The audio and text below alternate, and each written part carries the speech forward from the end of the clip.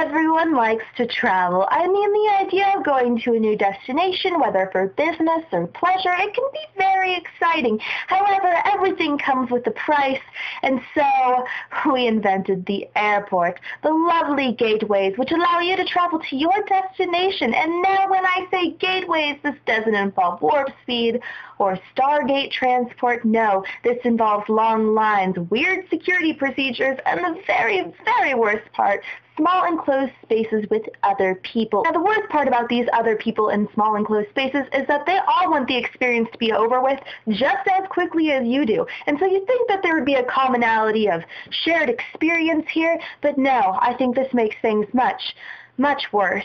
See, when you get angry, grouchy people all in the same room together, well, it makes everyone just a little crazy. I think the worst part about airports is probably the physical act of getting onto the plane. Why is this such a difficult concept for people? It's like everyone wants to be the first person to get on the plane. I find this the most interesting when there are assigned seats, because why is everyone pushing and shoving to get on the plane first? Your seat will not be taken. The seat on your ticket is your seat. No one else is going to take that seat from you. Just calm down, take it down a notch, no need to push and shove. I mean, really, your prize for getting on the plane first is to sit in a small enclosed space longer than anyone else. The other thing no one likes about airports is Bluetooth guy. Don't pretend you don't know who I'm talking about. Bluetooth guy is the guy who travels all the time, usually for business, hardly ever for pleasure, although he does like to sneak a few pleasurable things into his business experience. Do I know this? Because Bluetooth guy likes to talk really loudly on his Bluetooth so that everyone can hear him. Now, this can happen on an airplane or at the airport lobby when you're waiting to get on your airplane. Middle seat syndrome. Yeah, middle seats should not exist. I think things would get much easier and less sad if we just got rid of them completely. You ever tried to read a book in a middle seat? It's impossible, because your neighbors over here think that they deserve 2 armrests. Well, you don't.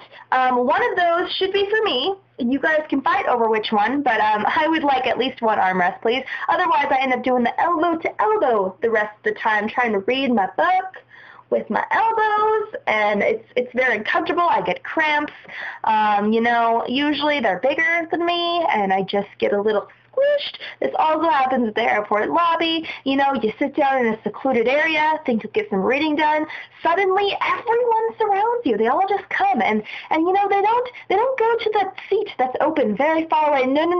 They want to sit right next to you for no reason at all. They just like to bother you. It's very, very exciting. I don't know. I always walk away from airports feeling a little dirty. This can be because going through security, or it can just be my airport experience as a whole. You know, I just feel like I just witnessed something terrible or did something terrible. I always have to shower after my airport experience just to kind of feel like, okay, this didn't happen. If I scrub hard enough, none of this actually happened. It was a dream. I like to avoid airports as much as possible, but it's just not realistic in this world. If you want to get somewhere and live your life, you got to go through an airport every once in a while. Every time I'm about to travel, go to airporttips.com, kind of see how to make my experience a little easier. By easier, I mean a little less painful. And it's still going to be painful, but, you know, less painful. And that's the important thing, right?